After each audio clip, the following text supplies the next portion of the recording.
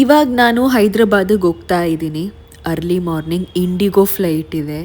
Bag ಕೂಡ pack ಆಗಿದೆ. 4:30ಗೆ ಮನೇನ ಬಿಟ್ಟೆ. ತುಂಬ ನಿದ್ದೆ ಬರ್ತಿತ್ತು, ಬಟ್ ಸಾಂಗ್ಸ್ ಕೇಳ್ಕೊಂಡು ಹೆಂಗೋ ಎಚ್ಚರ ಇದೆ. ಏರ್ಪೋರ್ಟ್ ರೀಚ್ ಆಗಿದ ತಕ್ಷಣ ಇದು ಬೆಂಗಳೂರು ಏರ್ಪೋರ್ಟು ಅಥವಾ ಕಾಶ್ಮೀರ್ ಏರ್ಪೋರ್ಟು ಅಂತ ಡೌಟ್ ಆಯಿತು. ಫುಲ್ಲು ಮಿಸ್ಟ್ ಇದೆ.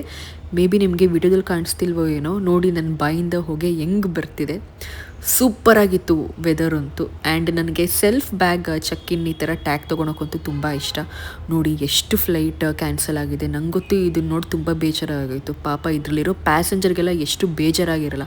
ಬಟ್ ಥ್ಯಾಂಕ್ ಗಾಡ್ ನನ್ನ ಫ್ಲೈಟು ಡಿಲೇನೂ ಆಗಿರಲಿಲ್ಲ, ಕ್ಯಾನ್ಸಲು ಆಗಿರಲಿಲ್ಲ. ಪ್ರಾಪರಾಗಿ ಕರೆಕ್ಟಾಗಿತ್ತು. ಸ್ವಲ್ಪ ಹೊತ್ತು ಕುತ್ಕೊಂಡು ರೆಸ್ಟ್ ತಗೊಂಡೆ. ಆ್ಯಂಡ್ ಟೈಮ್ಗಿಂತ ಮುಂಚೆನೇ ಬೋರ್ಡಿಂಗು ಕೂಡ ಶುರುವಾಯಿತು. I was happy. Next month ಒಂದು ಇಂಪಾರ್ಟೆಂಟ್ ಟ್ರಿಪ್ ಇದೆ, ಅದು ಕೂಡ ಇಂಡಿಗೋ ಫ್ಲೈಟೇ. ಐ ಹೋಪ್ ಆವಾಗಲೂ ಕೂಡ ಹೀಗೆ ಆಗುತ್ತೆ. ಬೋರ್ಡಿಂಗೇನೋ ಬೇಗ ಆಯಿತು, ಆದರೆ ಆಚೆ ಮಿಸ್ಟ್ ಎಷ್ಟಿತ್ತು ಅಂದರೆ ಆಚೆ ಏನಿದೆ ಅಂತಲೇ ನಮಗೆ ಕಾಣಿಸ್ತಿರಲಿಲ್ಲ. ಆದ್ದರಿಂದ ಫ್ಲೈಟ್ ರನ್ವೇಲೇ 1/2 ಅವರ್ ನಿಂತಿತ್ತು. 1/2 ಅವರ್ ಆದಮೇಲೆ ಟೇಕ್ ಆಫ್ ಆಯಿತು. ನಾನಂತೂ ಕಂಟಿನ್ಯೂಸಾಗಿ ಒಳ್ಳೆ ನಿದ್ದೆ ಮಾಡಿದೆ. ಅದು ಹೆಂಗೆ ನಿದ್ದೆ ಮಾಡಿದೆ ಅಂತ ನನಗೆ ಗೊತ್ತಾಗಿಲ್ಲ.